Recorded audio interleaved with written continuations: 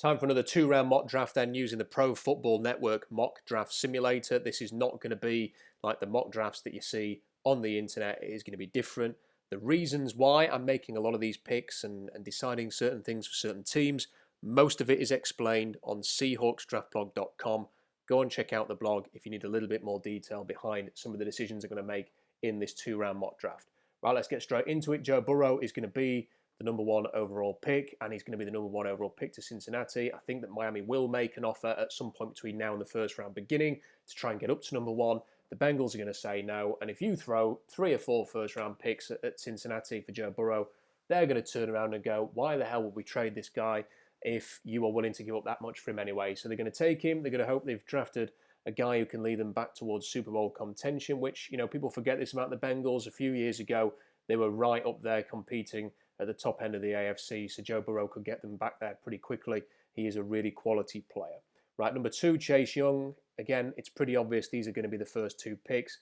The Redskins are probably going to try and mimic the 49ers, who took Nick Bosa in this same spot from Ohio State a year ago, and then they just loaded up their defensive line with first-round picks, and now they've got Montez Sweat, they've got Ryan Kerrigan, they've got Chase Young, they've got the 2 guys from Alabama in the interior. It's a lot like San Francisco's defensive line there. They haven't perhaps got the rest of the setup like the Niners have, but it's a good start to build and try and move forward, and the Redskins should be better for it under Ron Rivera next season as well. Jeff Okudah at number 3. Lions fans will say, they don't need a cornerback. They've signed some cornerbacks. Listen, you need a cornerback. You need a few things. You've got a few needs in there. You look at Jeffrey Okudah. He's one of the best cornerbacks to come into this league in a long, long time. Has got everything that you would want from a cornerback prospect. And yeah, you could take Derek Brown, you could take Isaiah Simmons. Nobody bloody knows what the Lions are going to do. My best guess is Jeff Okudah there at number 3 for Detroit. Number 4, last week I had the Giants taking Derek Brown, and I think that is a very realistic prospect. I think that he's the kind of player that Dave Gettleman will like. But at the same time, they've got other options. Could be Isaiah Simmons, or it could be this guy, Tristan Wirfs. And I do think they have to seriously consider trying to help the quarterback they took at the number 6 overall pick, Daniel Jones, a year ago.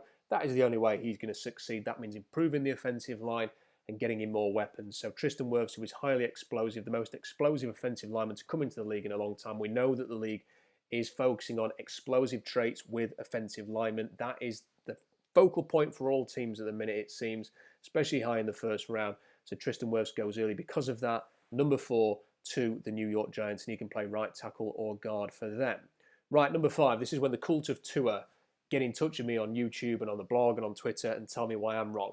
Because what happened with the Dolphins was, it was pretty clear last season that they were open to the idea of not winning too many games and having a great chance to take a quarterback early. We know that because exactly 12 months ago, that's what Adam Schefter was saying. He was saying they're not going to take a quarterback in the first round in the 2019 draft because they're looking at the 2020 draft and they're willing to have a bit of short-term pain for long-term gain. And that is what happened. The Dolphins were not very good in 2019, but then they started to improve, and down to some good coaching and some efficient play from the quarterback, they ended up winning a few games, including a great win against New England on the last game of the regular season, which cost the Patriots a chance for a first-round bye and pretty much ended New England's season as it happened. So, when you look at those things, that has built up, the Dolphins fans thinking, it's going to be a tough year, but we're going to get this great quarterback. For the large part of the college football season, Tua was the guy. It wasn't Joe Burrow. It was tank for Tua. He's going to be the savior. He's going to go to the Dolphins. Everything's going to be okay. They're going to have years of success. But then as they started to improve the Dolphins, they were moving away from number 1. Then Tua gets injured. Then Joe Burrow's the number 1. And Dolphins fans start to realize, hey, they're picking number 5 overall. Tua might still be there. Or they can move up a couple of spots to get him. They can still get the franchise savior, despite the fact that they won games at the end of the season. It's win-win because they show a bit of improvement and they can still get their quarterback. And some Dolphins fans have just become so focused on that idea of Tua. But the difference between being a fan who likes the concept of a quarterback and a general manager who actually has to make the decision is this.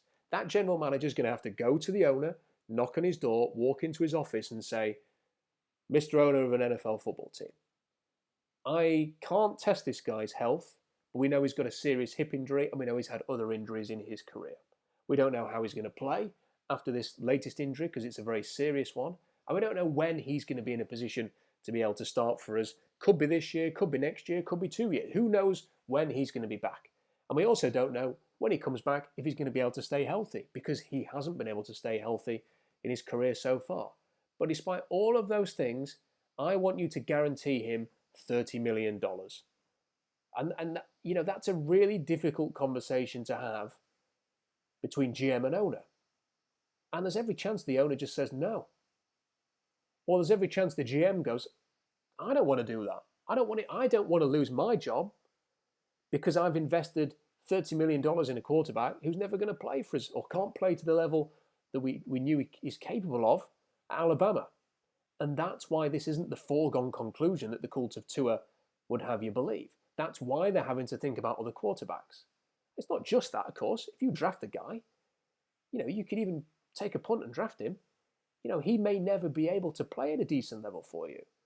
I mean, who knows how he's going to react the next time. It's okay. They're showing the videos at the moment and he's throwing the ball nicely at his pro day, in quote marks. What happens when he's got 4 or 5 people blitzing him every week? How's he going to deal with the hits? How is he going to deal with pressure? Is he going to protect the hip? How is he going to take a hit to that hip? Is it going to... I mean, these are things that the Dolphins front office are going to have been asking themselves ever since he got that injury. And it's very easy to look at some of the other quarterbacks in this draft, or even someone like Cam Newton, and say, let's just not go down there. Let's just wait this out. Let's just see how this thing goes. We don't have to make this call. And look, that's not being a coward. That's not being anything. That's just the way it is. They're not fans who just want a name to come in and try and be the savior. So, look, I know a lot of you want Tua. I understand it. I feel for Dolphins fans as I feel for any fan who has to watch a team that doesn't have a lot of success. And you know what? I hope you find your quarterback solution in this draft or the next draft or whenever it is, and that you have a lot of success. But listen, it's you. As much as you want it to happen, it doesn't mean it's going to happen. And teams have to think about these things financially, in terms of job security, in terms of long-term planning and success. And I just don't think the Dolphins are going to take Tua here, and I don't think the Chargers are either.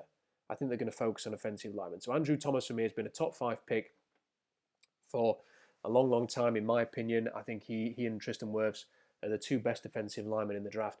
Let me just give you one scenario where I think Tua could be taken at number 5. And that is that at some point between now and the draft, the Dolphins get in touch with Tua's people and they'll say, look, we're willing to take him at number 5. But here's the thing. You've got to agree to some language in that contract, which means we can get out of that deal if he gets injured again. And it's a long-term injury or a career-threatening injury because you've been injured too much. We can't test the hip. We're willing to give you a contract which says $30 million on it, but it can't all be guaranteed, or we need to have an out if you get injured so that we can move on quickly. And I think if Tua agrees to that, then he could well be number 5. I don't know how likely that is, that conversation would take place. I don't know if Tua would be receptive to that. He may well think, I want to play in Miami, and I want to be the number 5 pick, and I believe in my ability to go out there and prove that I'm healthy, so I will take that gamble. He may say no and take his chances on going somewhere shortly after 5 and earning, there or thereabouts 30 million fully guaranteed. So these are the kind of thing that is the one scenario where I could see the Dolphins, if they can get Tua to agree to some language in his contract which protects the team against further injury, then I could see him going at number 5. But I think that's going to have to happen for the Dolphins to take him that early. At number 6, Mekhi Becton. This is the GM that took DJ Fluker at number 11. I think they'll go for another big-bodied offensive lineman there. He can play left tackle maybe initially. He can always move over to the right if it doesn't work out there.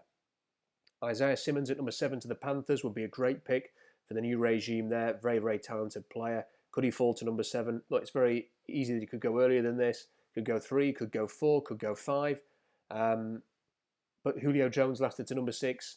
Very similar athlete, so there's always a chance that he could fall into this range. Derek Brown for the Cardinals at number 8. Derek Brown, again, he's like Simmons, could go in the top 5. Excellent player, disruptive. A lot of people seem to have soured on him a bit because he didn't have an amazing combine. Go and watch Auburn play again. So disruptive week after week. Fantastic player. Number 9, the Jaguars. I've got them taking Justin Herbert, the quarterback, in this mock draft. Listen, they've got Gardner Minshew. I'm a huge Gardner Minshew fan. Love Gardner Minshew. Love watching him play like everybody else. Who doesn't love a bit of Minshew magic? But he's a player that, if you remember last season, he was playing quite well. Form dipped a little bit. Nick Foles came back in. Then they binned off Nick Foles, brought back Minshew. I don't think you're in a position, if you're the Jaguars, to say, that's our quarterback of the future. And because of that, if you are a team that is in that position, you've got to keep going, you've got to keep going, you've got to keep going, you've got to keep trying. And I think, you bring in Herbert, you hope that motivates Minshew. And if Minshew succeeds, because he's probably starting the season, then great. Then you've got two quarterbacks and one's a trade asset. If Minshew's not up to the job, and if he buckles under the pressure of competition, you've got Justin Herbert there. But the Jaguars have needed a quarterback for some time, and I could see them. And Miami could take Herbert at 5. They may just bide their time a little bit.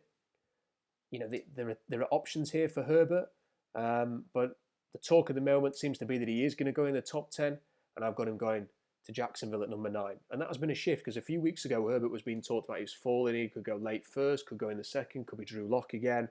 But the talk in the last week has been very different. More people suggesting that Herbert is going to go early, whether that's Tony Pauline at Pro Football Network, whether that's Adam Schefter, Mel Kiper. That's the kind of thing that they're hearing. So in this mock draft, I wanted to represent that and move it up and move him to number 9 there to the Jaguars. Right, 10.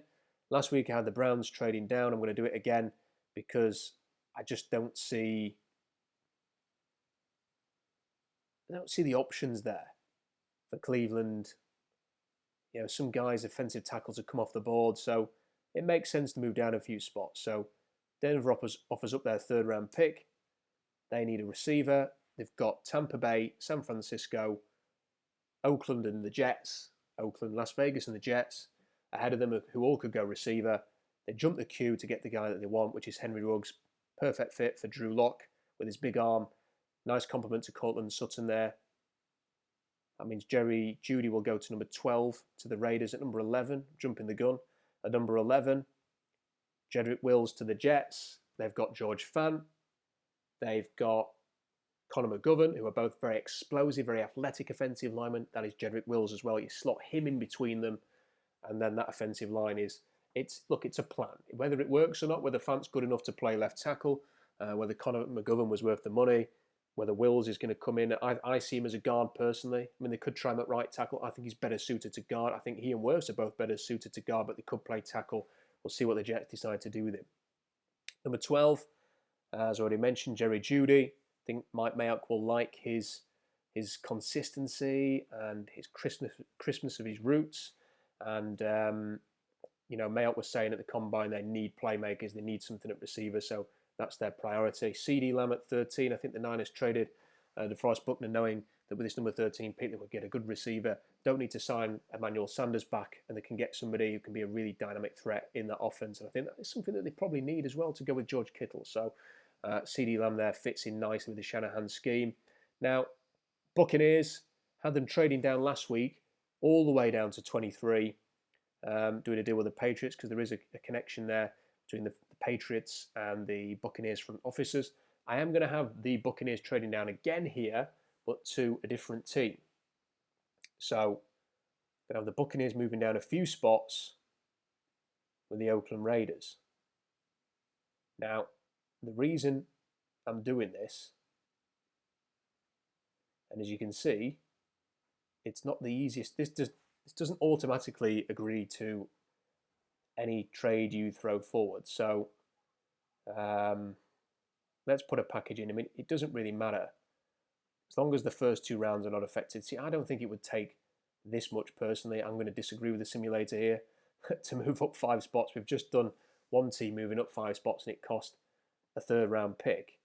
We're having another team here and it's costing an absolute fortune to move up.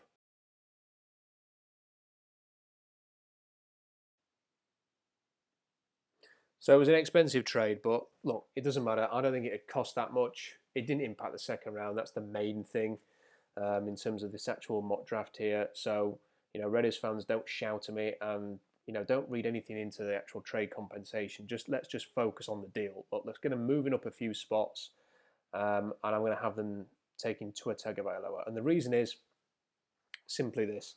The Raiders, as they move into a new city, they've lost the draft. They're not going to be hosting that coronavirus. They've got Derek Carr and Marcus Mariota as their quarterback competition next year. There's nothing really exciting. They didn't make any big moves. really in free agency. There's nothing really to get anybody excited about moving into that new city. And the Raiders are a team that are all about that, big, splashy, entertaining. They're going to Las Vegas. And I think, you go and move up and take Tua Tagovailoa, and then all of a sudden, you've got that, haven't you? You can sell that, you can market that. Okay, yeah, it's going to be Derek Carr and Marcus Mariota this year, but waiting in the wings to lead the franchise in Las Vegas is Tua Tagovailoa. And look, John Gruden, I think, has been looking for this kind of quarterback for an awful long time. Mobile quarterback. So yeah, the Raiders taking Tua Tagovailoa, I think it could make some sense here. And they've got Tua, they've got Jerry Jeudy, they've got the Alabama running back from last year. It's like a foundation of Alabama players there to lead the Raiders moving forward. Now, Cleveland analytics team back in charge. Did this last week. I'm going to do it again. Last time the analytics crowd were in charge in Cleveland, they went big on production, college production. I think they're going to focus on character as well. And look at this safety class. You've got Xavier McKinney, who runs in the 4.6s. You've got Grant Delpit, who's got character concerns. You've got Kyle Duggar and Jeremy Chin from small schools. And you've got Antoine Winfield Jr., who's got 4.4 speed. Had a fantastic combine, looked amazing in drills. He has got the bloodlines, of course, because of his dad. He's very mature, good character, a leader. Had 7 interceptions last season. He's got major production in a decent conference. I think he's going to go a lot earlier than people think. And, I think he'd be a great pick for the Browns here. Bit of playmaking on the back end. Myles Garrett rushing the passer up front. Antoine Winfield Jr. at the back end as well, making plays. And, look, they need a left tackle. I know that. Tony Pauline has been reporting for a while that they really like Ezra Cleveland. So he's a player that they may well target and move up. Move down from their first pick, then move up with their second pick and get 2 players that they really like.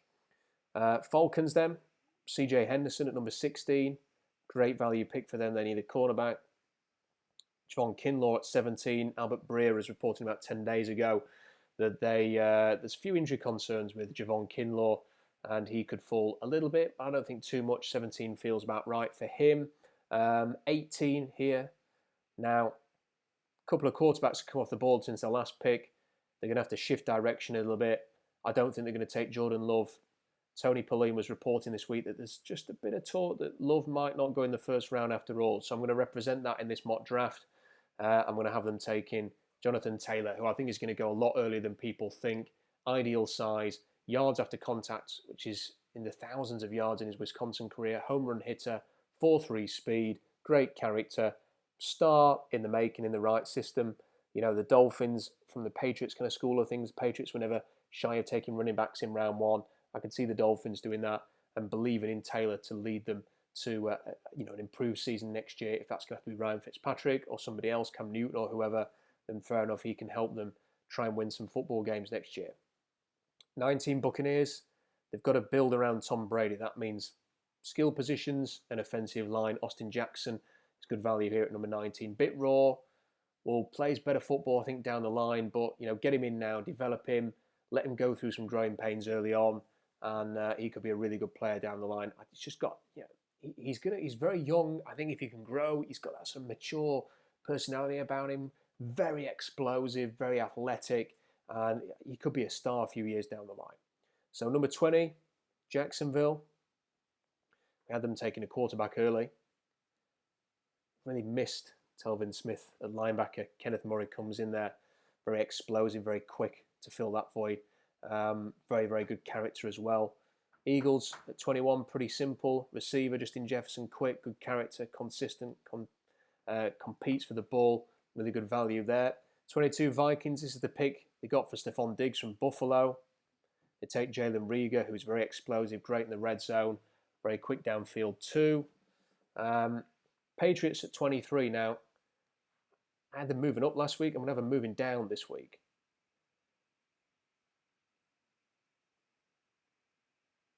The reason is a bit of talk that the Saints really like Brandon Ayuk. And I think there are going to be other teams who also like Brandon Ayuk. And I think Green Bay could well be one of them. So again, the trade machine in the simulator doesn't want to work with today. So as you can see, I'm having to make these really lopsided trades just to get the projection out there. The Patriots trade down all the time, and the Packers traded up to 21, I think it was last year, from 29, and gave the Seahawks like a third-round pick. We've already had a team move up from 15 to 10 for a third-round pick, and yet this wants us to give Green Bay's entire draft away to move up 7 spots. So ignore the trade compensation. That is not realistic to move up 7 spots. It'd probably take a third-rounder for the Patriots to move down a bit here. But I've got the Packers moving up. And let's say Brandon Ayuk's rated very low in this simulator, but I think he'll be rated much higher by teams. And with him gone, Saints take Clyde Edwards-Helaire, which for me is not a reach at all. He's a fantastic player. He's one of the top 20 players in the draft. And as I mentioned last week, Alvin Kamara's in a contract year. Do you really want to pay him big money after he was injured for most of 2019? Or do you want to get a player in who can do all of the stuff that he does, which is run with physicality and explosiveness, catch the ball out the backfield? I mean, he catches the ball out the backfield better than any running back I've ever seen coming into the league. And I've been doing this blogs for nearly 12 years now. And also, he's played in the Saints offense. Like the offensive coordinator at LSU is from the Saints system. He's a Sean Payton disciple, so he knows the offense, which is going to help if training camp is shortened and there's not quite as much time to get up to speed. So, yeah, he's a compliment to Alvin Kamara. Maybe even we'll take that job from him early on. But long term, he replaces him. You don't have to pay Alvin Kamara. You have to pay your running back. Instead, you can just let Clyde Edwards-Helaire come in on the cheap and run the offense for 4 or 5 years from the running back position with whoever's going to be your quarterback moving forward and Michael Thomas. So I think that is a possibility for the Saints at 24. And he is good. Believe in him. I mean, he's just unbelievable. He really is a good player. Right, back to the Vikings here. Their second pick, their own pick. They love to draft cornerbacks. They've lost a few. Mike Zimmer's teams have always drafted cornerbacks early, and they've lost a few in free agency. So Christian Fulton, a good fit there. I'm not a big fan of AJ Epineza. I wouldn't take him in the top 50 personally, and I think for teams who want speed and quickness outside, he's not going to be the answer.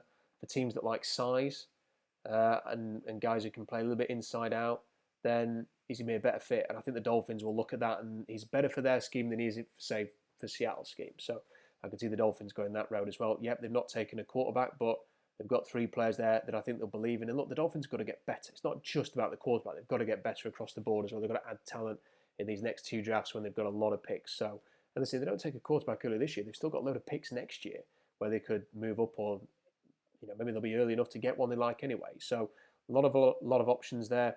Seahawks will. I've got them trading down again here. Same as last week. And I'm going to have the Colts moving up 7 spots.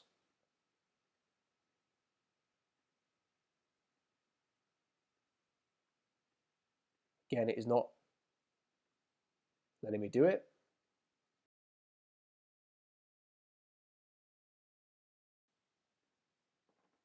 But as long as it doesn't impact the second round, we can continue with the mock draft. So that is for a 3rd round pick. Ignore those other picks. It's just a 3rd round pick to move up a few spots. And they take, with that selection, Denzel Mims. I think pass rushers and receivers are going to be the key for the Colts. I don't think it's quarterback this year. I think they run with Phillip Rivers and they build around him to try and have a really good season. 28 for the Ravens. Defense, I've got them going here. Patrick Queen would be decent here in the late 1st round. Titans, offensive line. I really like Isaiah Wilson. I think he's very underrated by the media. I think he's going to go a lot earlier than they think. I think he could go earlier than this. And I think he could be an option for the Seahawks as well, but they need to replace Jack Conklin, and Wilson will be a great fit for them here at 29. Patriots at number 30.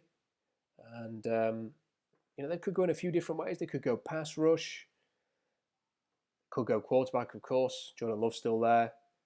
I'm going to have them take Jeremy Chin here because they love safeties who are versatile. Whether they play him at safety, whether they play him at linebacker, they love those defensive backs that can do a lot of different things. So I want to have them taking Jeremy Chin here at number 30 with his outstanding speed, his range, his ability. I think you can develop him into being a really good tackler as well. So I think that is a good fit for them. Right, 49ers have got no picks. I mean, just look at this. Have 13-31, they're nothing to, I think that's round 5. So they need to fill out their board a little bit here. So I'm going to have the Browns move up to go and get their left tackle.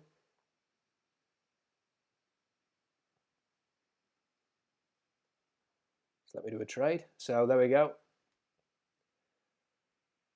And they move up with the Niners and get Ezra Cleveland. So the Browns get their left tackle, get a playmaker with massive production, and they've still got third-round pick, 2 third-round picks coming up, and they can maybe move around a bit there, but good couple of picks there for the Browns. And then the Chiefs on the clock now. A few weeks ago, it's in a couple of months ago, I heard that the Dallas Cowboys are really going to take on this draft and be bold and aggressive and really go for it and try and improve their stock and get themselves into championship contention. And I've just got a feeling that they will do that and will try and move up. Now, obviously, the simulator is not playing ball again. So I'm going to have to do some ridiculous trade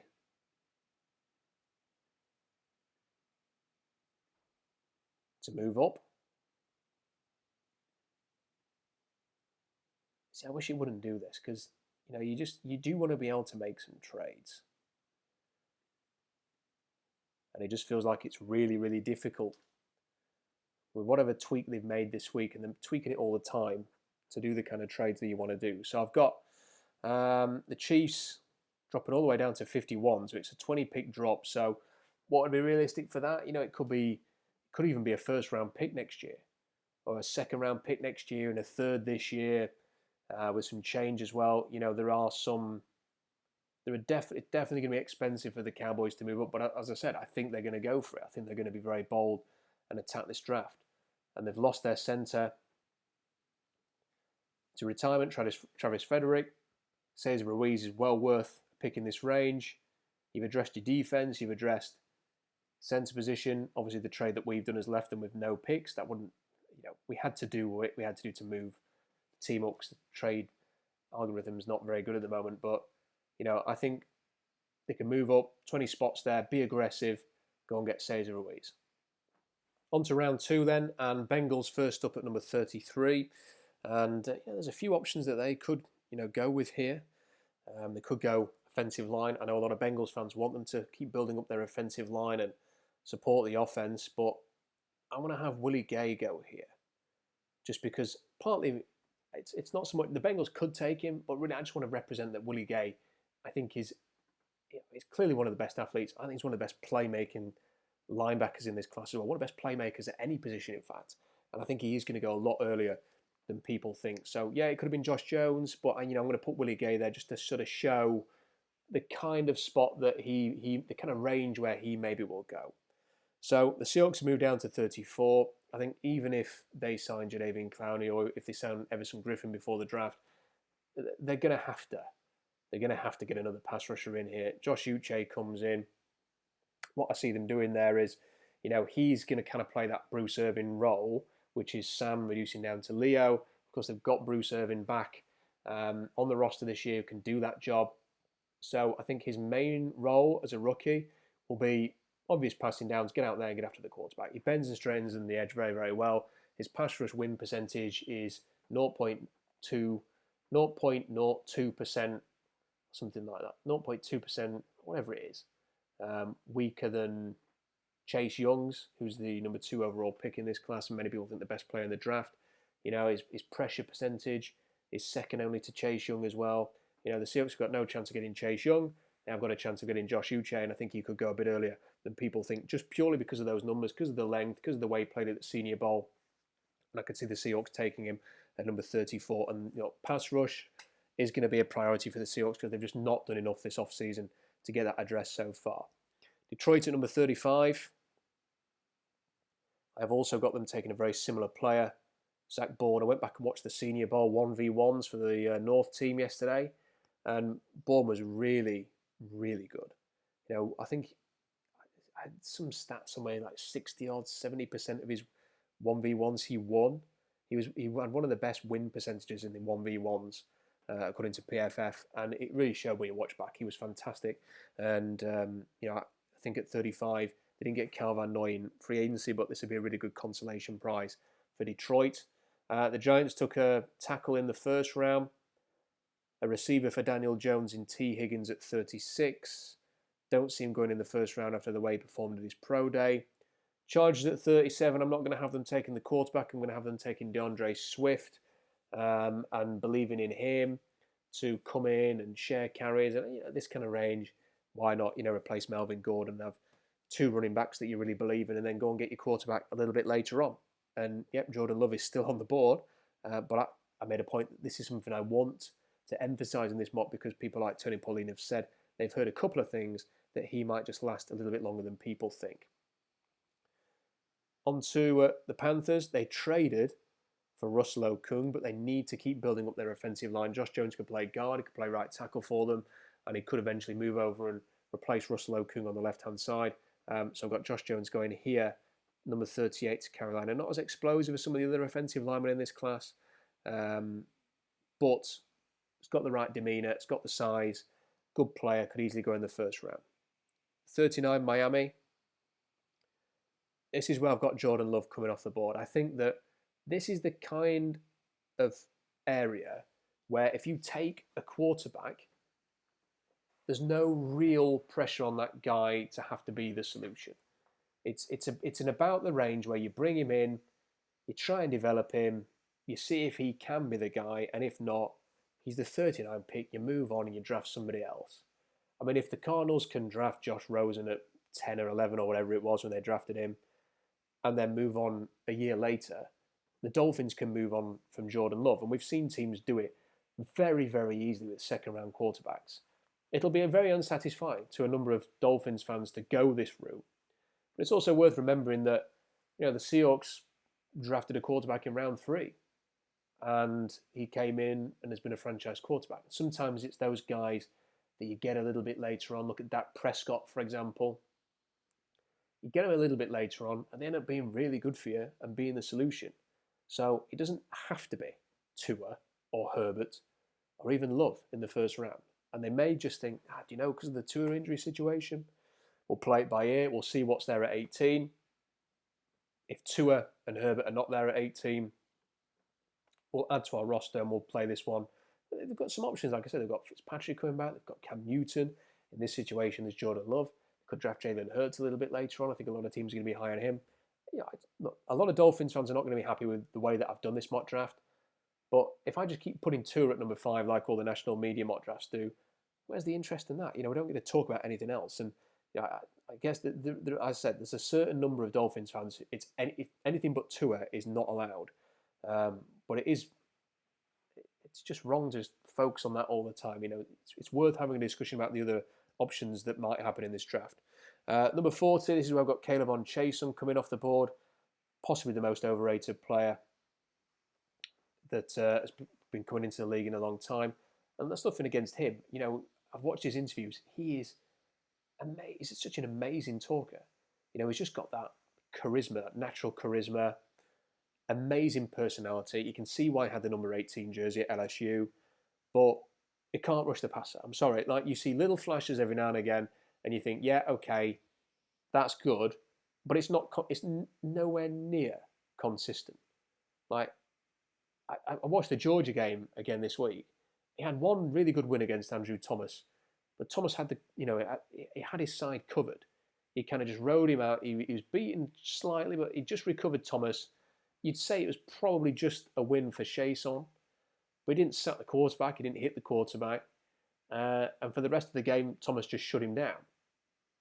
His pass rush win percentage is the lowest of any pass rusher in this class, at like 13.8%, which is woeful. Josh Uche's is 27%. Jabari Zuniga's is 20%. Julian Okwara, 23%. His is 13.8%. And by the way, playing on a really good team that had big leads, so those pass rushers could pin their ears back and get after the quarterback. He just didn't do it. He's got short arms. He didn't test at the combine. What's he hiding? He was healthy. and he's had an injury history. I mean, I see people putting him in the top 15. I just don't see it. I just don't see it. I think one or two of the mocks are starting to drop him a little bit now. And look, great character. He will be a leader and bubbly character in that dressing room. But for me, not a pass rusher. I'm sorry to say he's not a pass rusher. And I think there's a very good chance that he'll just be one of those linebackers.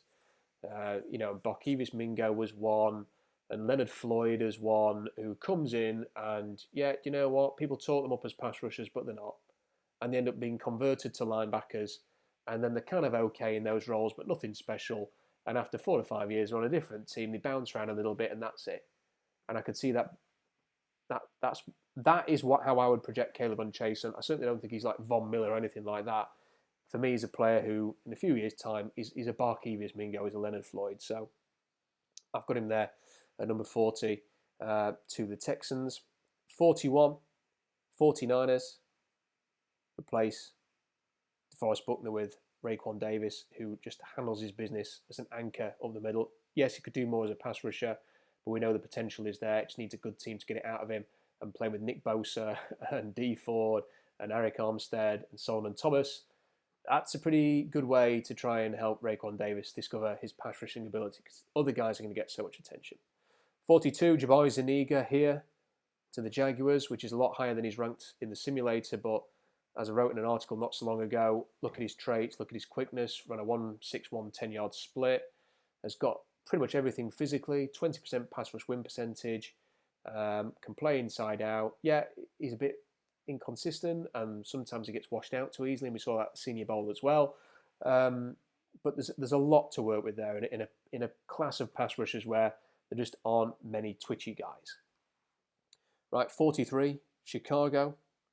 I've got them taking KJ Hamler here, and the more weapons they can get, the better, I think, for that offense. KJ Hamler is superb. The only reason he's going to last this long is because he hasn't been able to work out. There may be some slight injury issues there. He's undersized as well, but he's just such a dynamic player. Wouldn't be surprised if he goes in the first round. He's that good.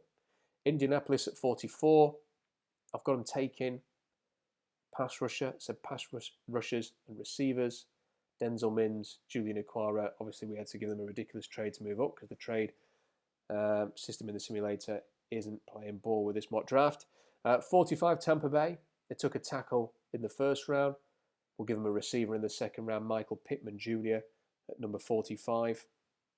46 with the Denver Broncos. They could do with a cornerback. I really like Trevon Diggs, but he struggled at the end of last season. He can track the ball a lot better than he was doing. He kind of gave up at the end of the LSU game, and we sort of, Clyde Edwards-Helaire had him for dinner. It might fall a little bit because of that, and I've got him here going to 46 in the Broncos. That great couple of picks for the Broncos, the two Alabama guys, Henry Ruggs and Trevon Diggs, really good value for them. Atlanta at 47. Yetur Gross-Matos, who I think this is about the range where he should go. I don't think he should go earlier than this. I don't think he's a first rounder.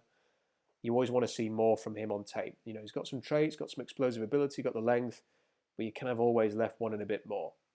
Jets need a cornerback. I'm going to have them taking A.J. Terrell here at 48. Pittsburgh at 49.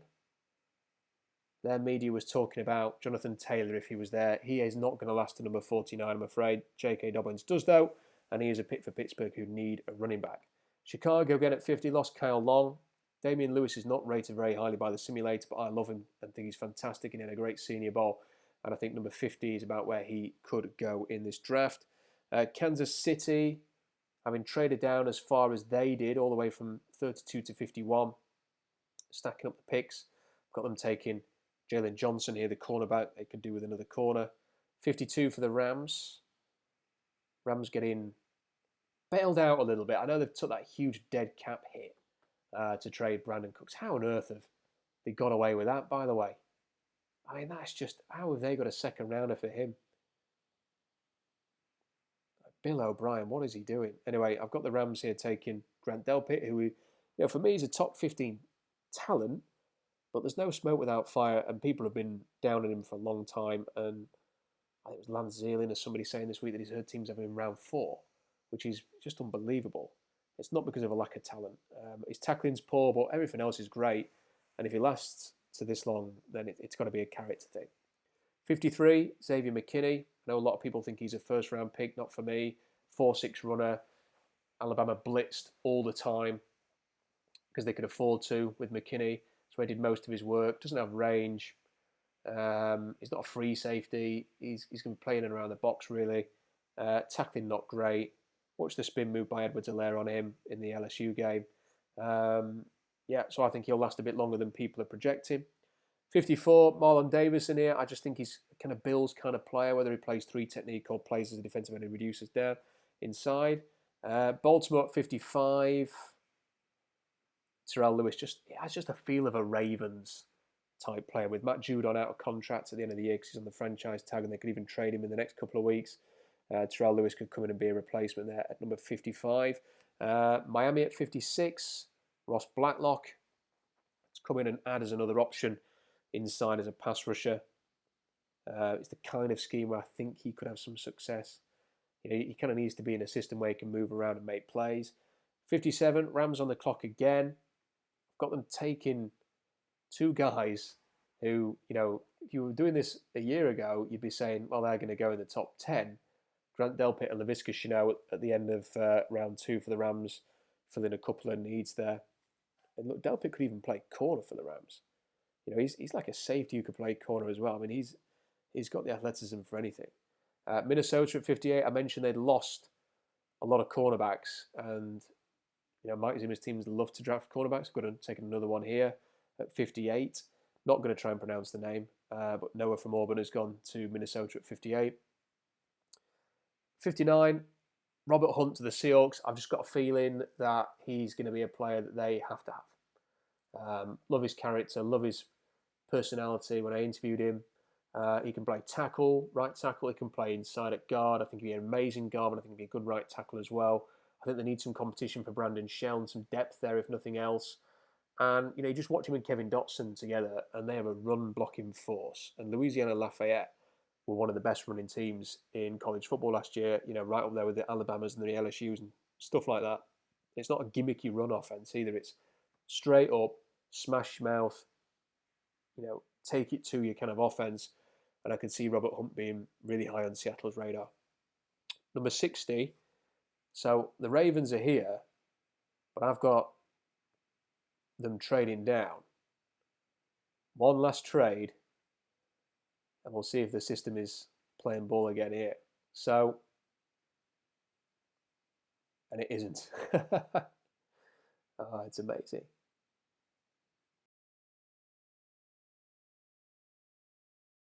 So I've got the Chargers trading back into round 2 to go and get Jalen Hurts. So Mekhi Becton, DeAndre Swift, Jalen Hurts, they've already got a really good defense with the likes of Joey Bosa and Ingram rushing the edge, and then you've got a quality safety. You've got some decent talent across the board at corner. So, they've got a defense that can work. Now you've got an offense that you can believe in as a fan. How many fans will be watching them in LA? Who knows? But, they've got some options there as an offense to move forward.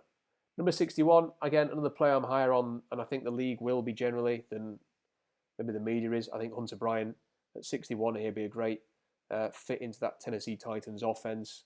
Is the kind of player I could see them going for there. Green Bay at 62, having taken a receiver first up. Now they go for offensive line. Lucas Niang at 62. Chiefs at 63. I've got them going defense again. Logan Wilson. I love Logan Wilson. Very athletic. Great short shuttle. Great 40. Sheds blocks very, very well. Defends the perimeter run. Flies to the ball like a missile. And I could easily see him sneaking into the back end of round 2. And for the Seahawks here with the last pick, I had a few options. So, could have gone with the running back, Cam Akers. Now, I've had them moving down from 27 to 34, was it, in this mock draft? And that enabled them to get number 75. So in this projection, I would have Cam Akers going at 75 to the Seahawks to get the running back in round 3. And I have them focusing on the lines again here. So they've taken a pass rusher with the first pick, a tackle slash guard with their second pick, and now I'm going to have them taking a defensive lineman. So the options really for me here were Justin Madubuike, who was one of the players that Albert Breer listed with a slight injury concern, and for that reason I'm not going to have him going here, but he's an ideal one-gapper, plays on the shoulder of the guard, can hold and anchor against the run very, very well despite being undersized. And then when you see him at the combine run as well as he did and move around the drills as well as he did, you think there's untapped potential there as a pass rusher. He was still the third best defensive tackle with a 14.8% pass rush win percentage behind only Jordan Elliott and Javon Kinlaw. So there is some production there as a pass rusher, but there could be even more, and I think he could be a consideration for the Seahawks. But what I think they need is a replacement for Al Woods, and that means size, someone who is explosive and can really be that sort of one technique nose next to Jarran Reed. Now they could wait on that position, and I think they've done a FaceTime interview with Lecky Fotu, and he could be somebody that they go for there. I could definitely see that. And he's almost exactly the same size as Al Woods. If he's available later in the third or even in the fourth round, maybe they take Lecky Fotu. But in this mock, I wanted to represent a player that I watched this week, and I couldn't believe how good he was. So people say that, and you'll see here, I mean, he's rated at number 123.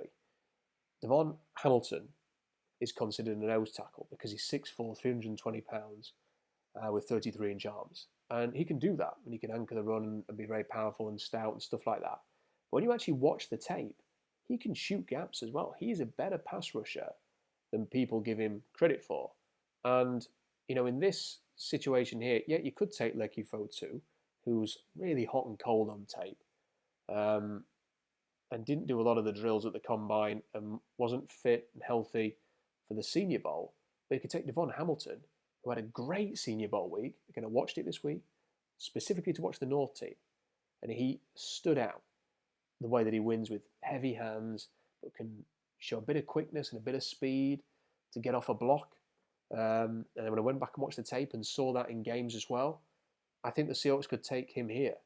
And then you've replaced Al Woods, you've got a partner for Jarran Reed, got some size in the interior, you've got a pass rusher off the edge, and you've further bolstered your offensive line. And then, you know, in round 3, you look at skill position. I think Cam Akers with the first one, and then if someone like Devin Duvernay is available in the late third, or if there's another receiver there available in the late third, that might be the route that you go in round 3. But I'm going to take Devon Hamilton here. Just want to give a bit of an explanation why I've done it. And that ends the mock draft. So we got there in the end with all the trades that I wanted to do, even though the simulator didn't want me to do them. So let's have a look. Quick recap. There's the first round.